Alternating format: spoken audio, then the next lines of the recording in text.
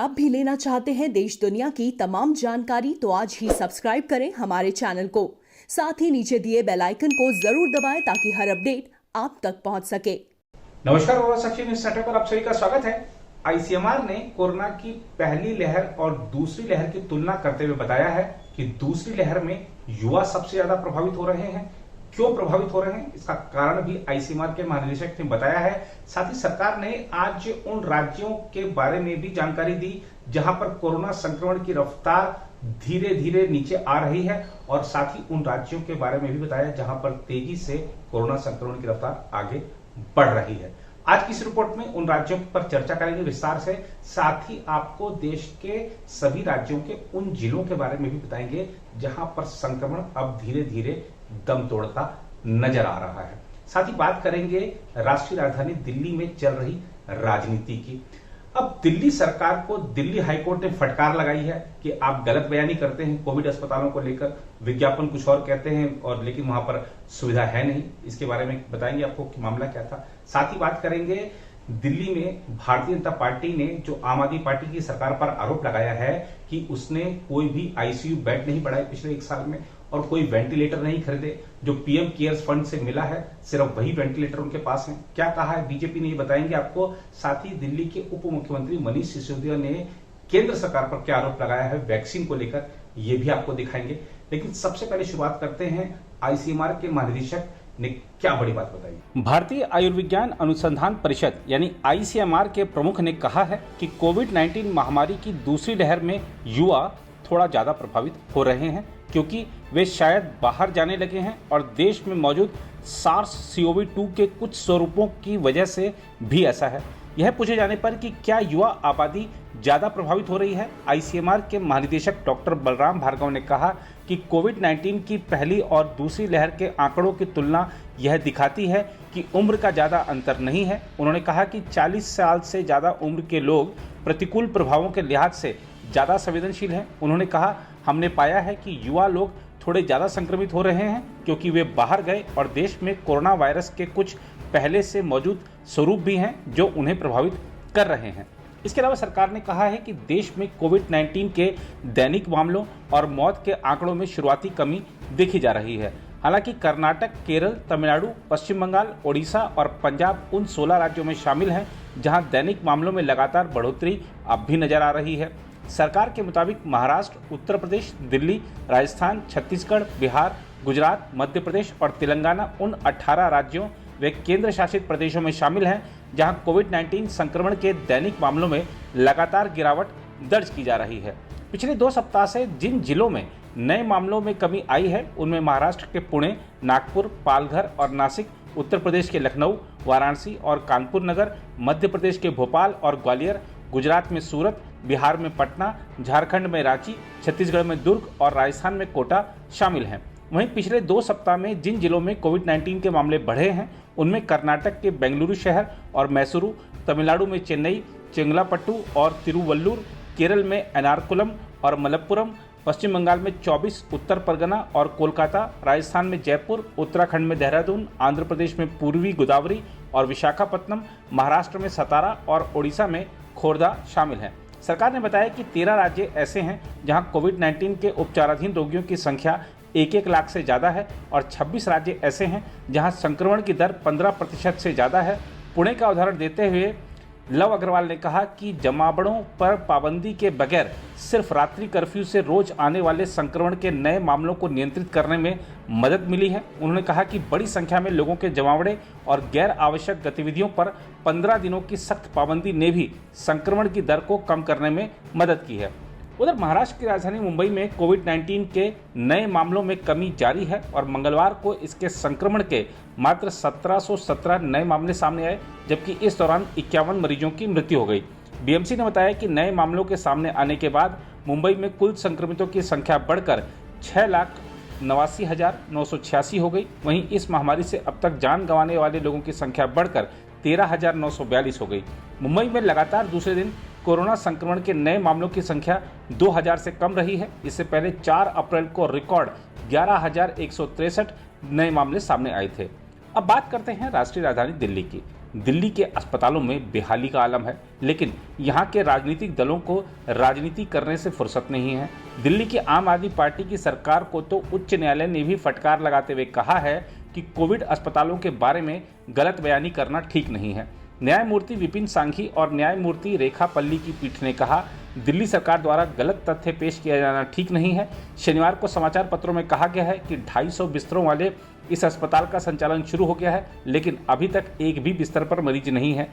दिल्ली सरकार द्वारा माफी मांगने के बाद अदालत ने यह टिप्पणी की। अब यह तो थी अदालत की फटकार। आइए अब आपको दिखाते हैं दिल्ली की सत्तारूढ़ पार्टी आप और विपक्षी भाजपा के बीच चल रही तकरार।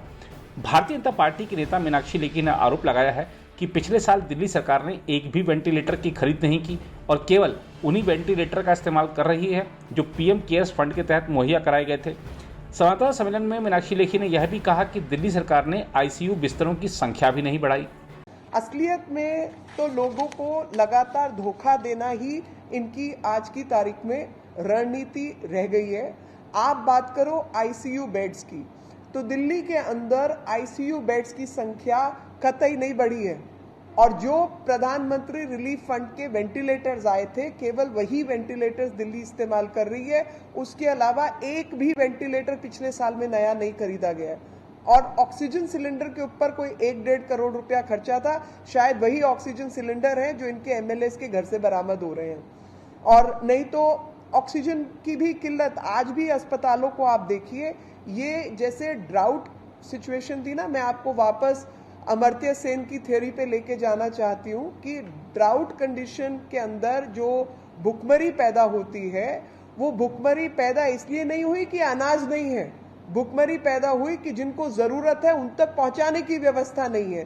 ठीक उसी तरीके से दिल्ली के अंदर ऑक्सीजन की हालत इन्होंने कर रखी है। केंद्र सरकार ने अब तक इनको पिछले 2 साल का मैं ब्यौरा खास तौर पे देना चाहती हूँ कि केंद्र सरकार ने इनको 1116 और 1120 करोड़ रुपया दिया। 1116 दिया पिछले साल और 1120 करोड़ दिया इस साल।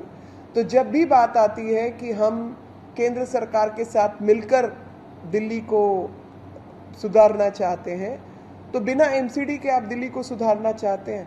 खास तौर पे कोरोना की अगर आप बात करें तो म्यूनिसिपल कॉरपोरेशन के एक डॉक्टर, एक सफाई कर्मचारी, एक नर्सिंग स्टाफ दिल्ली की सेवा में लगे हुए हैं और उनके ऊपर कब्जा तो आप कर लेते हैं, लेकिन उनकी देखरेख की बात आती है तो आप प्रोविजन उनका नहीं करते हैं। जो वैक्सीनेशन ड्राइव है उसमें एमसीडीज अब तक 150 सेंटर्स चला रही थी। एक तरफ वैक्सीनेशन का हल्ला किया हुआ है और दूसरी तरफ 60 वैक्सीनेशन सेंटर्स को बंद कर दिया है और लगातार एडवर्टीजमेंट आ रहा है दिल्ली में यूनिवर्सल वैक्सीनेशन जो है वो अरविंद केजरीवाल प्रोवाइड करने वाले हैं। ना तो अभी तक कोई ग्लोबल टेंडर किया है, ना कहीं से वैक्सीन का प्रावधान किया है। झूठ मूठ के 4 चिट्ठियां दिखाते हैं, ये वाली इस तरीके की 4 चिट्ठियां। वो परचेज ऑर्डर है क्या? 26 तारीख को तुम एक चिट्ठी लिखते हो कि हमें ये खरीदना है। आपने क्या खरीदना है, क्या उपलब्धि है, क्या रेट है, क्या चीज है, ये परचेज ऑर्डर है 26 तारीख को। उत्तर प्रदेश की सरकार ने तो ग्लोबल टेंडर फ्लोट कर दिया। आप टेंडर की कॉपी दिखाओ, हिम्मत है तो टेंडर की कॉपी दिखाओ ना आप। उधर टीके को लेकर दिल्ली के उप मुख्यमंत्री मनीष सिसोदिया ने कहा है कि दिल्ली सरकार कोरोना वायरस टीके की खरीद के लिए वैश्विक निविदा जारी करेगी क्योंकि उसे टीके की कमी का सामना करना पड़ रहा है। सिसोदिया ने प्रेस वार्ता को संबोधित करते हुए आरोप लगाया कि केंद्र सरकार राज्य सरकारों को टीका खरीद के लिए वैश्विक निविदा जारी करने को विवश कर रही है। कोविड का जो वर्तमान फेज चल रहा है, इसमें अगर मार्च के महीने में भारत सरकार ने ये डिसाइड कर लिया होता, केंद्र सरकार ने डिसाइड कर लिया होता कि हम वैक्सीन विदेशों को बेचने की जगह अपने देश के लोगों को लगाएंगे, तो 6.5 करोड़ वैक्सीन अब तक हमारे देश के लोगों को और लग गई होती। ये 6.5 करोड़ लोग जिनको वैक्सीन लग गई होती, ये खुद भी सुरक्षित होते और दूसरों को भी कोरोना फैलाने से बचते। लेकिन अपने देश के लोगों को वैक्सीन लगवाने की जगह भारत सरकार ने, केंद्र सरकार ने तय किया कि हम पाकिस्तान को भेज देंगे, अफगानिस्तान को भेज देंगे, ईरान को भेज देंगे, बांग्लादेश को भेज देंगे, श्रीलंका को भेज देंगे ओमान को भेज देंगे, ईरान को भेज देंगे, अपने देश के लोगों को वैक्सीन नहीं लगवाएंगे। यह सबसे बड़ी गलती हुई है भारत सरकार से। भारत सरकार को इस बात को मानना चाहिए कि हमें विदेशों में नहीं भेजनी चाहिए थी। आज भारतीय जनता पार्टी एक नया शिगुफा लेके आई है, अपना फेलियर स्वीकार नहीं कर रही है।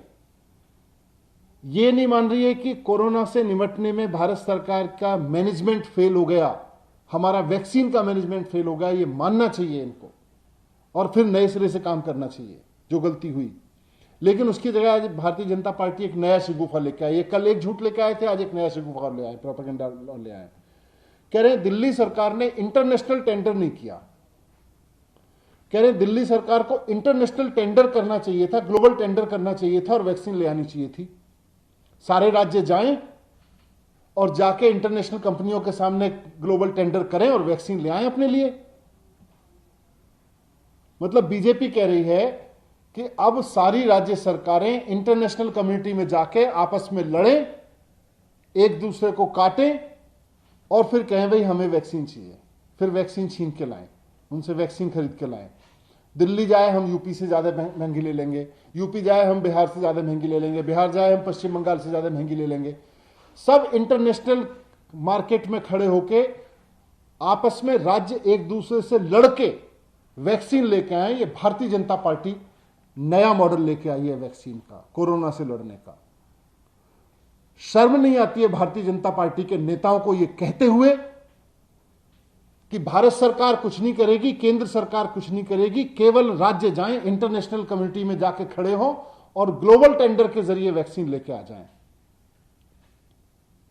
फिर भारत सरकार क्या करेगी? सेंट्रल गवर्नमेंट किस लिए है फिर? आयोवा को लिए चलते हैं उत्तर प्रदेश की राजधानी लखनऊ से स्थानीय सांसद हैं रक्षा मंत्री राजनाथ सिंह। आज वो स्थानीय हज हाउस में बनाए गए कोविड केयर सेंटर में पहुंचे थे और इसको बताते हम आपको कि HAL ने बनाया है।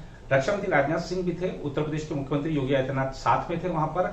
और इस दौरान पत्रकारों से बातचीत में रक्षा मंत्री ने कहा कि जो सरकार काम करती है उससे कुछ गलतियां भी हो सकती हैं, उसको सुझाव देने चाहिए, आलोचना नहीं करनी चाहिए। उन्होंने उत्तर प्रदेश सरकार द्वारा किए जा रहे कार्यों की भरपूर सराहना की, केंद्र की सरकार की सराहना की।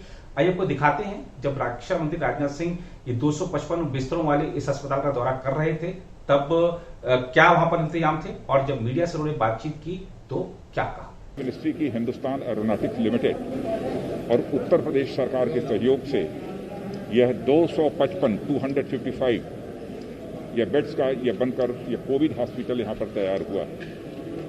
इसके पहले हमारे मुख्यमंत्री उत्तर प्रदेश योगी आदित्यनाथ जी ने DRDO का जो लगभग 500 बेड का जो कोविड हॉस्पिटल बना है उसका भी उन्होंने लोकार्पण किया था। यहाँ पर जो लगभग 25 वेंटिलेटर्स और अप्रॉक्सीमेटली 100 के आसपास यहाँ पर HFNC यानी जो क्रिटिकल जो केसेस होंगे इनके ट्रीटमेंट की यहाँ पर बहुत ही अच्छी व्यवस्था की गई है। आज इसका निरीक्षण करने के लिए हम लोग आए थे और मैं कहना चाहूँगा कि उत्तर प्रदेश सरकार ने पूरे उत्तर प्रदेश में कोविड से संबंधित मामलों को हैंडल करने में जितनी तत्परता दिखाई है उसकी जितनी भी सराहना की जाए कम है।